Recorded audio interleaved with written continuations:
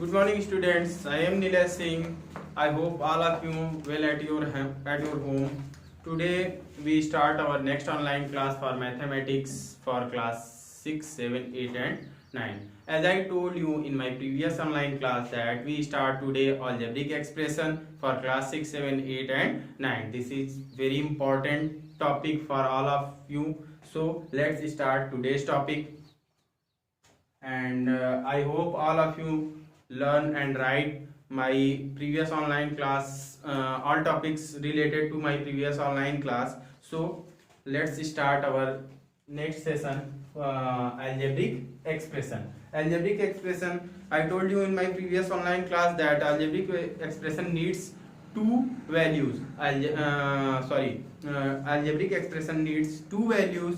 उसको बोलते हैं हिंदी में चर संख्या और अचर संख्या, और अगर इंग्लिश में बात करें हम तो उसको बोलते हैं variable number and non variable number. What is variable number and non variable number? Let us discuss and all of you read about what is variable and what is non variable in your previous classes. So let's discuss what is variable and what is non variable.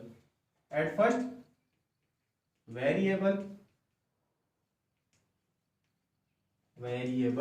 number,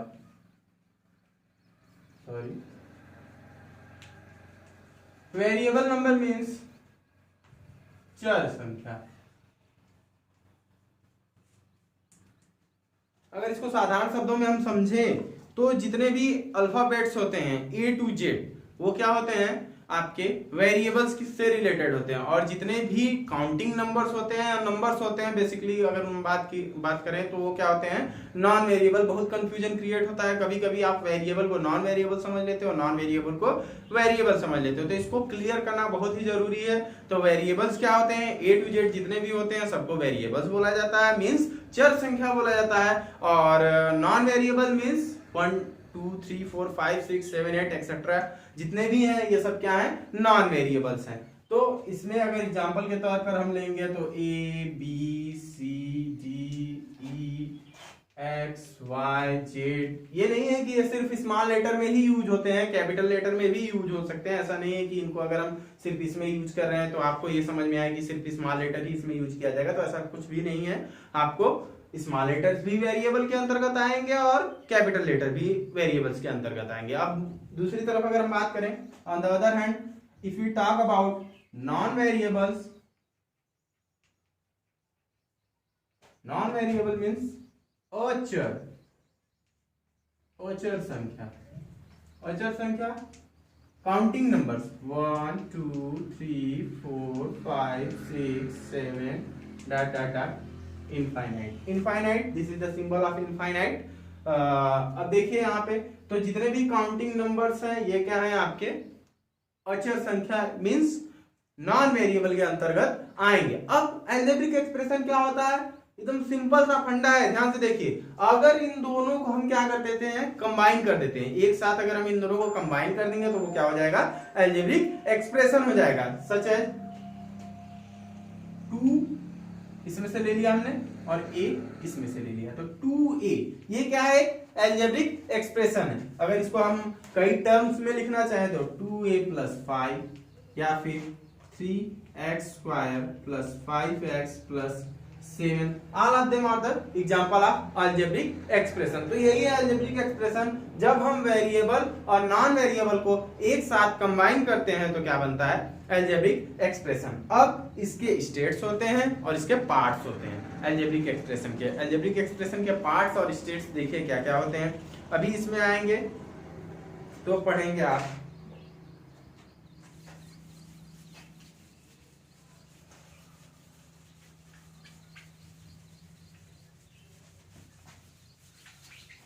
देखिए अभी जब इसके parts के बारे में हम बात करेंगे तो आपको मिलेगा टोटल. एट फर्स्ट मिलेगा क्या linear equation,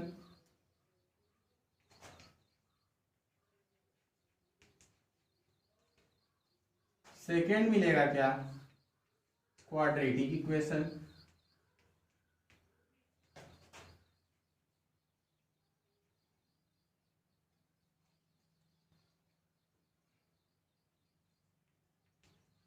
linear equation, quadratic equation, फिर एक आता है क्यूबिक, और थर्ड क्या आता है, फोर्थ क्या आता है, बाई क्वाड्रेटिक।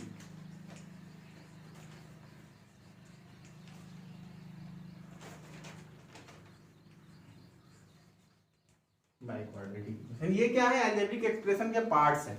सबसे पहले आपको बताते हैं linear equation, quadratic equation, cubic equation और बाई क्वाड्रेटिक इक्वेशन। अब इनके बारे में बताया जा रहा है, जैसे इनको नाम से हम समझ सकते हैं। इसको बोलते हैं रेखीय समीकरण, इसको बोलते हैं द्विघात, इसको त्रिघात, इसको चतुर्घात, ऐसे करके बोलते हैं हम लोग। अब इसकी हिंदी से ही हम समझ सकते हैं इसको कि an equation having the greatest power 1, यानी एक ऐसा इक्वेशन जिसकी सबसे बड़ी पावर क्या हो, 1 हो, वो लीनियर इक्वेशन के अंतर्गत आएगा। आप लोग पढ़ते भी हो 6 में मिलेगा linear equation in 1 variable, linear equation in 2 variable, ऐसे करके आपको मिलता है। तो उसमें वेरिएबल्स की संख्या 1 होती है, 2 होती है, बट पावर जो होगी सेम होगी, यानी एक ही होनी चाहिए। बात समझ में आई? तो जैसे फॉर एग्जांपल अगर हम देखते हैं, जैसे दे दिया हमको x प्लस y, देखिए इसमें x की भी पावर क्या होती है और बेस क्या होता है, ये भी आप पढ़ चुके होंगे। तो पावर बेस को पहले समझ लेते हैं। जैसे सपोज करिए कोई नंबर दिया है हमको 2x टू द पावर 5, अब 2x टू द पावर 5 हमको दिया है, तो उसमें बेस क्या है,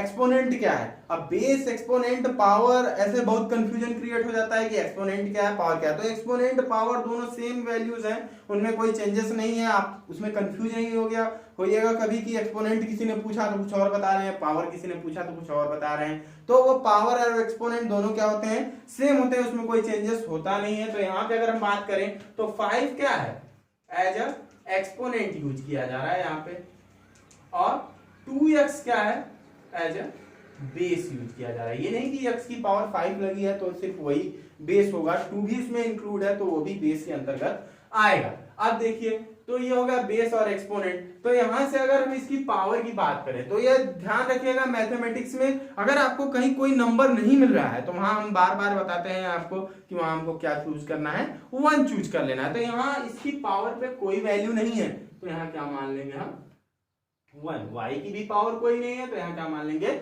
1। तो इसकी सबसे बड़ी पावर क्या हो गई, 1। That's why we should call it linear equation. इसको हम क्या बोलेंगे, लीनियर इक्वेशन बोलेंगे। अब वही बात करते हैं क्वाड्रेटिक इक्वेशन की।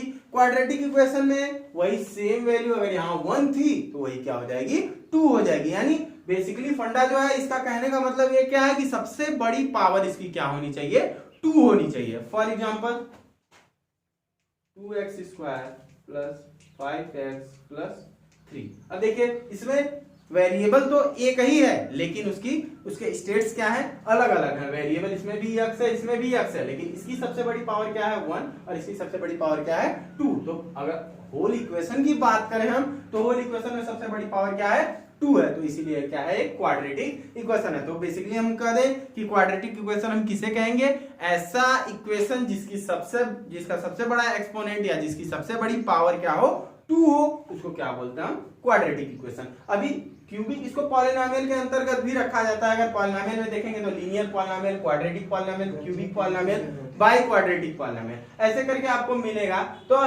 मैं इसको आपको अलजेब्रिक एक्सप्रेशन के ही थ्रू समझाना चाहता हूं, तो उसको अच्छे से समझिएगा। अभी पॉलिनोमियल में जाएंगे तो पॉलिनोमियल के पार्ट्स पढ़ेंगे तो उसको अच्छे से समझ में आएगा। अभी इसके बाद हमारा नेक्स्ट टॉपिक जो होगा पॉलिनोमियल होगा, इसी वीडियो में हम इसके बारे में डिस्कस करेंगे। देन हम इसके बाद इसका एडिशन, सब्ट्रैक्शन, मल्टीप्लिकेशन, डिवीजन पढ़ेंगे। क्यों? क्योंकि जैसे आप नॉर्मल एडिशन, सब्ट्रैक्शन, मल्टीप्लिकेशन और डिवीजन आप नॉर्मली पढ़ते हो पहले, जैसे 2 + 2 = 4, 5 - 3 = 2, फिर उसके बाद आप कैरी वाले ऐड, सब्ट्रैक्ट ऐसे करते हैं, फिर मल्टीप्लाई 1 डिजिट, 2 डिजिट, डिवाइड ऐसे करके आप पढ़ते हैं। तो वो आप पढ़ चुके हो, उस पर कोई डिस्कस करने का मैटर है नहीं, वो आप प्रीवियस क्लासेस में भी अच्छे से पढ़े हो, तो उस पर नहीं डिस्कस करने का। अब वही जो है आपको वही सब थोड़ा सा एक लेवल हट के आपको इसमें मिलेगा अलजेब्रिक एक्सप्रेशन के थ्रू। तो ऐड, सब्ट्रैक्ट, मल्टीप्लिकेशन, डिवीजन सिर्फ आपका नॉर्मल ही नहीं फिनिश होता है, आप डेसिमल्स में ऐड, सब्ट्रैक्ट, मल्टीप्लाई, डिवाइड पढ़ सकते हैं। फिर अगर आप आएंगे फ्रैक्शन में, तो फ्रैक्शन में आपको वही चीजें मिलेगी, ऐड, सब्ट्रैक्ट, मल्टीप्लाई, डिवाइड। फिर अगर आप अलजेब्रिक एक्सप्रेशन में आएंगे, अब मोस्ट इंपॉर्टेंट थिंग ये हो जाती है कि आपकी फ्रैक्शन पर पकड़ कितनी है। जितनी अच्छी पकड़ आप फ्रैक्शन पे रखोगे, आपको किसी भी क्वेश्चन को सॉल्व करने में कोई भी डाउट नहीं होगा। फ्रैक्शन जितना इजीली आप सॉल्व करेंगे, उतना इजीली आप इसको भी सॉल्व कर सकते हैं। कहीं भी आप कोई भी चैप्टर पढ़ेंगे फ्रैक्शन आपको मिलना ही मिलना है। रेयर सिचुएशन ऐसी होंगी जहां फ्रैक्शन नहीं यूज होगा, अदरवाइज आपको हर एक चैप्टर में, चाहे आप 9th में पढ़ें चाहे 10th में, 6, 7, 8 हर जगह फ्रैक्शन का यूज होना है।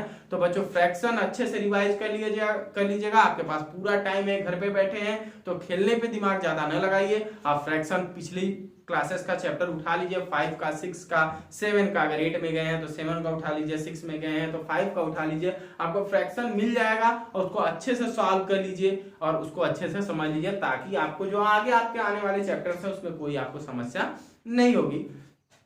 तो हम यहाँ पहुंचे थे क्यूबिक इक्वेशन पे, क्यूबिक पॉलिनोमियल या क्यूबिक इक्वेशन, उसको कह लीजिए।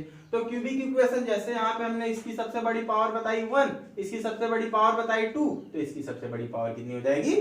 3 हो जाएगी। तो इसकी सबसे बड़ी पावर क्या है? 3।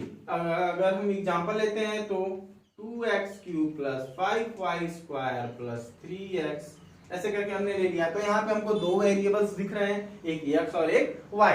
बात ये नहीं कि वेरिएबल्स कितने हैं या उसमें टर्म्स कितने हैं। आप पॉलिनोमियल नहीं पढ़ रहे हो कि इसमें टर्म्स की रिक्वायरमेंट कंपलसरी है कि 1 टर्म, 2 टर्म, 3 टर्म होना चाहिए। सिर्फ इसमें कंपलसरी क्या है? उसकी पावर या उसका एक्सपोनेंट। तो वो आपको ध्यान में रखना है। अब जैसे हम इसकी सबसे बड़ी पावर बात करेंगे तो यहाँ इसकी पावर 1, यहाँ इसकी पावर 2, इसकी पावर 3। तो होल सोल अगर बात करें हम पूरे इक्वेशन की, तो पूरे इक्वेशन की पावर सबसे बड़ी क्या है? 3 है। अब वहीं आ जाते हैं। अब आपको समझ में आ गया होगा कि बाई क्वाड्रेटिक इक्वेशन क्या होता है। बाई क्वाड्रेटिक इक्वेशन में यहाँ सबसे बड़ी पावर 1, यहाँ सबसे बड़ी पावर 2, यहाँ सबसे बड़ी पावर 3, यहाँ सबसे बड़ी पावर क्या हो जाएगी? 4 हो जाएगी। For example 5a⁴ + 2b³ + 3c + d, ऐसे करके आपको मिल गया। ये इंपॉर्टेंट नहीं है कि इसमें 1, 2, 3, 4 टर्म भी होने चाहिए। ये मैं एज एग्जांपल ले लिया। अगर 2 टर्म है तो भी सही है, सिंगल टर्म है तो भी सही है। ये इंपॉर्टेंट नहीं है आप कि आप कर क्या रहे हो उसमें। अभी देखिए आगे जब जाएंगे हम तो 5a⁴ यानी इसकी पावर क्या हो गई? सबसे बड़ी 4 हो गई। सॉरी